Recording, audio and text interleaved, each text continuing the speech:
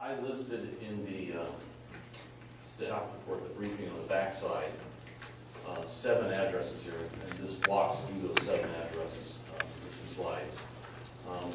We identified these, and there are more I could cite, a number of other properties I could cite, that were sort of the most wanted list, if you will, of items that we identified as real problems. Quick question, is that an opening to the outside that's not boarded up? Is that open for kids to get in? That's correct, that's open to the outside.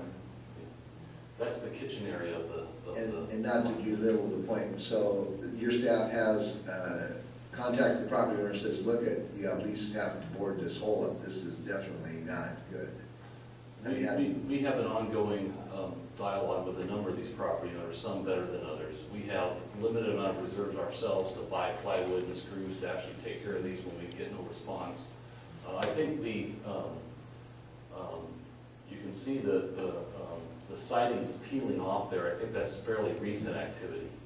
You can see on the windows on the corner how faded they are. They've been there a long time. This has been boarded up quite a while. It's been sitting like this for I don't know how long, but a number of years.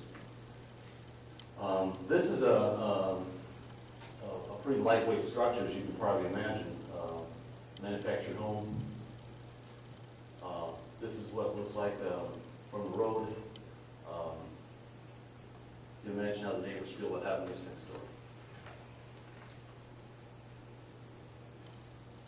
This is that window to the outside that you pointed out. This is what's happening on the inside. People are literally getting in there, messing around, and tearing things up. This was the kitchen at one time. You can see the appliances are gone, been tore up pretty good. The next one is 611 Fairmont. This is also a manufactured home.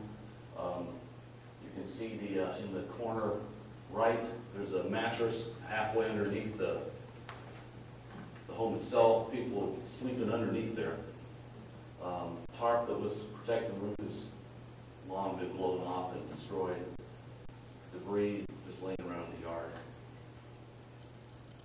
Here's the other side of the yard. It has this old camper there. There was a number of other items actually on this property that were successful in getting removed. It looked a lot worse than this not too long ago. But it's been in this condition again for quite some time. This is 628 Eleanor. This house, we believe, is collapsing.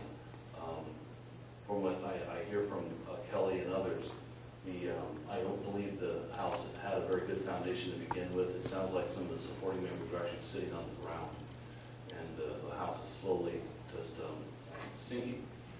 There is a basement in the back, which a further slide shows. But this is the image from the street. This is sort of a side view here, and you can see on the left side that the contour of the ground is going back, and there's a basement down there, and that basement's sinking. This is boarded up pretty good. I don't believe in this case we have a lot of activity in terms of people trying to get in. I think this house, if anything else, is pretty secure. This is what it looks like in the back. You can't crawl underneath it though, I believe, in that garage and get back in there. This is what it looks like in the back. This is a structure that's down across the street from the Grove Street Brewery. At one time, this was buttoned up pretty good, but this building seems to get a lot of activity. This is what it looks like from the corner. This is the back side, if you will. You can see there's some windows that have busted out. It's a combination of brick and T111 siding, some other materials. Probably one time this was a very nice looking structure, but that was a while back. This is the end facing west. You can see in that picture, it's kind of hard to see. There's a tree there, but against the building there's a metal set of stairs and a landing. At the time this picture was taken, the door had been busted in and people were getting in and out of there. There's also a lot of cats in this building. Folks seem to want to make this a cat haven. They feed cats in the yard. There's cat containers of food all over the place around here. I think there was even some chickens in the backyard recently.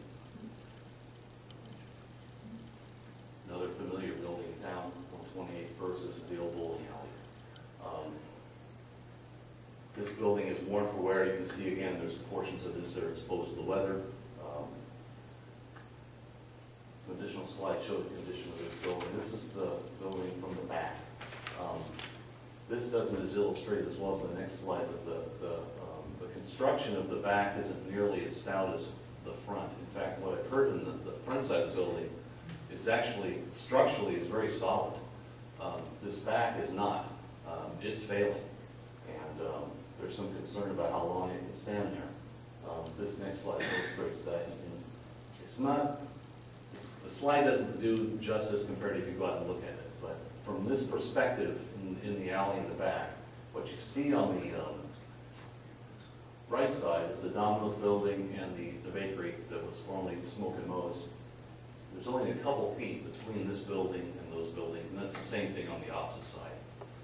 That makes this building a difficult demolition project.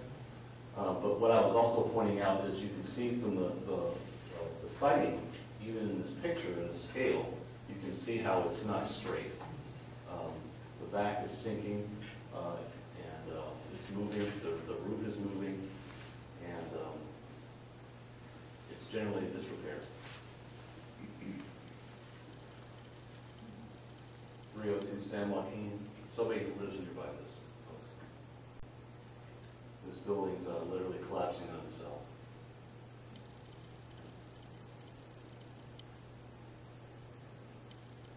This last one is 2125 Washington Street. This has been an abatement project of various types for almost 20 years. It's in severe disrepair. It's a funky building anyway. You look at this slide, you don't think you're dealing with much, but you can see there's something peeking out over the top of it here. This is what it looks like from the back. This is the garages and the weeds that have grown up around it. You can see the age of the paint.